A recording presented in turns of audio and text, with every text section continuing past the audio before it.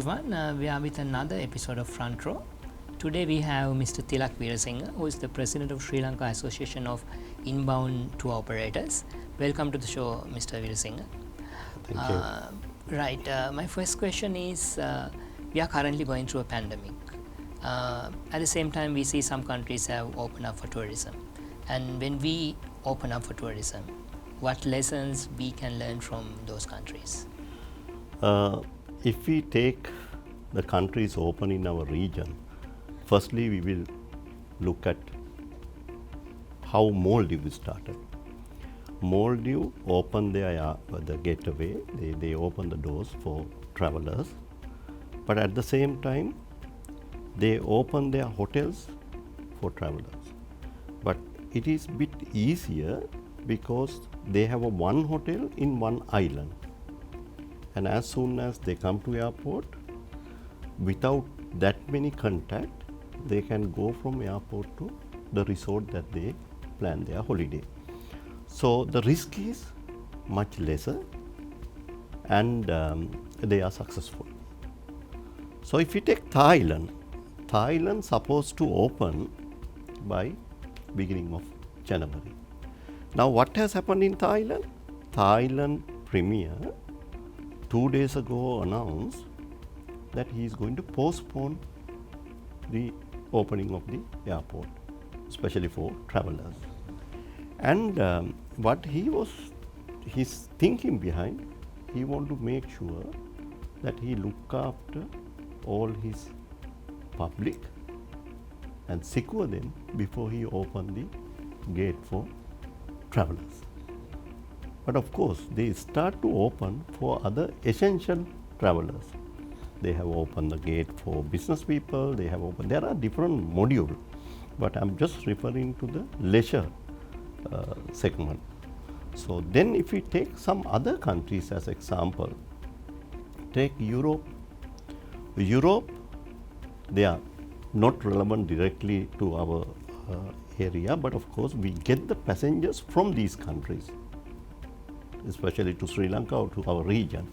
Now Europe, after the first wave, they overcome the situation. They have opened the doors to travel domestic as well as within the region, especially in Europa Union is open.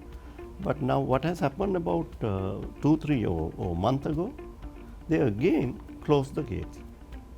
So why, if you look at that, if you carefully monitor, then there is a very less chance of these people to travel to our country.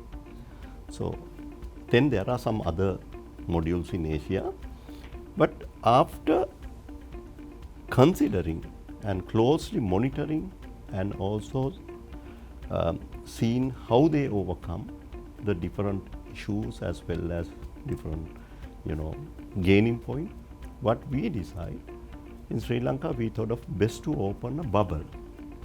So from secure place, they can come to a secure airport, and from there they go to a properly protected, let's say, beach. So that can be a bubble. All the clients are coming from the airport to the bubble, and they have to stay minimum 14 days, or they can extend up to 28 days. After 28 days, with several checks, that we can make sure they can come into the country. So it is again an entry point to the country other than opening, like how the others open now, like Maldives. We can't compare the same module to us. We can't just let the people to come and go to another place, because Sri Lanka being an island, but still it is big island. So if a person just come into the country without control, if they try to go here and there, there's a huge health risk. Therefore, I think it's more or less that we had developed 2-3 model. SLTDA did a very good project on that. So we are under the, actually we are doing all these fine tuning for health ministry to get approved. Okay, right. I think now we have a clear understanding where we can, we are heading towards in terms of reopening for tourism. Now, when we talk about the global tourism industry, it might take a long time to recover given the current context. And even what we see now is it is going through transformation and adaptation of the new normal, various strategies and the challenges. Now, Sri Lankan inbound tour operators, are you all ready to embrace these challenges and going forward with the new normal? Yes, we have to take it. We can't just wait till the passenger coming into the country. So we have to take this challenge. How are we going to take this challenge? We have to work with everybody in the industry. Now, there are a lot of stakeholders. Most of these stakeholders also have their relationship to a lot of tour operators. Inbound Tour Operators Association, we market our product in all over the world. We have our partners. So if you see the number of partners, can at least produce one or two, because some of them really like Sri Lanka and they have been working with Sri Lankans for more than 25-30 years. So they love our country. So I'm sure if we give them a proper guideline, health guideline, they will even come for long stay to Colombo or to Sri Lanka. So what will be happening, they will come through the bubble or they will come through the organized area, stay maybe 2 weeks or a month, and after that they will come and stay as a normal tourist in the SLTDA certified hotel. So I think with that, we have to plan what is our strategy. Even though if an agent say, no, we want to just come for a week. If you are not giving for a week, there will be a lot of challenges. People say, we won't come. That will be the first question. No, they will say, if you are not opening the country the way we want to travel, I'm sure they won't come. Right. Those challenges will be there. But how are we going to overcome these challenges? We have to have a right guideline. We must follow the health guideline. Right. I think my next question is a more of a broad one. Now, what is the role of the private sector in terms of developing and managing a competitive tourism strategy for Sri Lanka?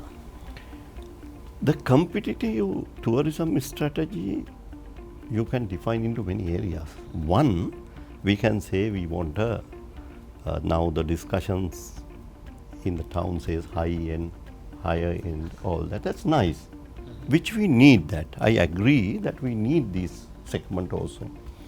But Sri Lanka being a country blessed by nature, warm water, even throughout the year, either southwest coast or the east coast, you have a season, the calm sea. And with all that, we can plan value added programs. Why I'm saying that? If you want to get a person to come and stay on the beach for 2 weeks, now these kind of beach stay only won't work anymore. If they come, why don't we offer them a diving? Why don't we train them to be a surfer? Why don't we teach them to be a surfer? Because wave you can't get. They are coming where the waves are. See? So there are so many different segments. I can explain you a lot of things. Underwater, surface sports, land-based activities, hiking, biking, canoeing, and then wildlife, mountain we are having. All that has to be taken into the programs. At the same time, we must also look at different type of accommodation unit. It's not only the low end, but we have to look at a good price position for people to earn and live out of tourism. So we are ready as an Inbound Tour Operators Association. All we are working hard to make sure that we try to come out with new product value. Of course, it's not easy. We have to also tap right market. We have to do a lot of research to find a way out to promote and also adhere to the health guideline. These are the challenges we are having, but we believe that we can promote. Right. Thank you very much, Mr. Veerasinghe. That gives a very comprehensive answer. Thank you very much, guys, for tuning into another episode of Front Row. I think today Mr. Veerasinghe carefully elaborated how Sri Lankan tourism can develop in post-pandemic world. Hope you all enjoyed today's episode and tune in for another episode of Front Row.